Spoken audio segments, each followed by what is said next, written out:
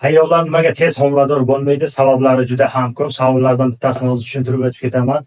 Ayolda tinida kislotali muhit bo'ladi, erkakning spermasida ishqoriy muhit bo'ladi. Sperma qinga tushganda kislotali muhit erkakning 70-80% spermasini nobud qiladi. Mana shuni oldini olish uchun nima qilish kerak? Hozir erkaklarda ayb juda ham ko'p.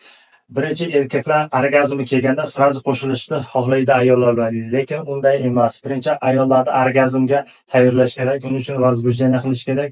Возбуждение qilish uchun nima qilish kerak? Massaj, ko'pincha sheyni воротниковой области, belini yoki ko'krak bezlarini massaj qilib, kliteri bor. Pastda kliteridan massaj qilganingizda qo'lingiz bilan o'shanda orgazm oladi, orgazm boshlanadi. Keyin preduretralniy, okolo-uretralniy железа bor, железа skina degan narsa bor, железа.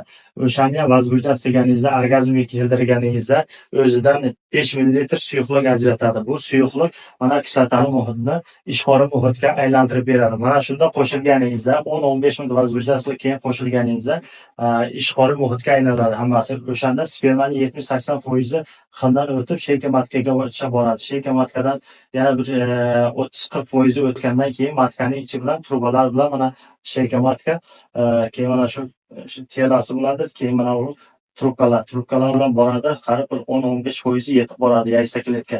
Undan keyin o'shanga o'sha bitta